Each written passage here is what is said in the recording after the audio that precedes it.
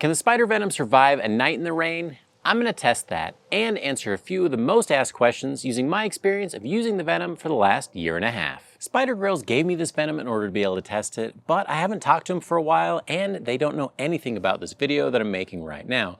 And frankly, they'd probably try to convince me not to run the Spider Venom in the rain, so I'm putting my own Venom on the line, and I'm going to be pretty bummed if it doesn't work out because I'll lose a brisket, and I'm going to want to buy another one to replace this one because I use it a ton. The Spider Venom is IP23 rated, which means it should be able to survive having some water dripped on it, but they make no claims about it being waterproof or weatherproof. And yes, water and electronics normally don't mix, but I did take some precautions. I made sure that the Venom was on a GFCI outlet, which is a good idea regardless of when you're using it. I also kept the plug up off the ground and set it on the rear triangle, the little rack that's down there, so that way it wouldn't get wet. I started that brisket cook at about 10 o'clock at night, knowing that a big storm was going to roll in overnight. I added a bit more charcoal than I normally would because I wanted to make sure it didn't go out, and then I went to bed. About 2 o'clock in the morning, I picked up my phone, I looked at it, I could hear the storm blowing outside, but the brisket was still cooking because I had the results on my phone that it was still running and everything was working the way you expect. But more on that test after I answer a few questions. So the most common question that people have asked is, does it work with the Slow N Sear? In fact, it does, and it's almost like the Venom and the Slow N Sear were made to work with each other. I really like the Slow N Sear because it helps block some of the heat and gives you more even heat across the cooking surface on the indirect side. So I've also used the Slow N Sear and the Venom together for hot and fast cooks, and it works really well in those temperature ranges too. And another common question that people ask when it comes to the Slow N Sear and the Venom is, which side do you put the Slow N Sear on? Honestly, I don't think it really matters, but I'll tell you why I always put it on the side opposite of the Venom. There's for two main reasons. The first one is that as it cooks, a lot of that ash is going to drop down. I didn't want it to get blown back up onto the food.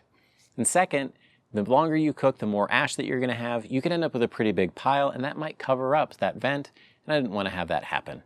But also cover up the remaining charcoal grate with some aluminum foil, which helps direct the air over into the Slow N Sear, which should make up for any impact of having it on the other side. I've had a surprising number of people ask me if the Venom still works, and I think that was because when it was originally released, they had a 90-day warranty on it, which didn't give people a lot of confidence in the longevity of the product. Now, I've looked all over their website, and I haven't seen if they've changed that, but I can say that after a while, they ended up replacing every single controller because of an issue that they had with connecting, and they did that regardless of warranty status, which really shows how much they value the customer service.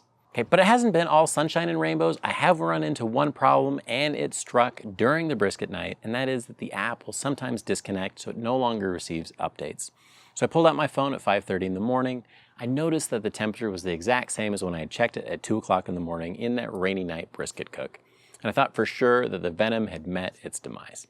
So I went outside and noticed that it was still purring away just fine. The temperatures were exactly where they were supposed to, even though it was still raining. So all I needed to do was close the app and reopen it again, and then was able to connect just fine. So have I run into any other problems?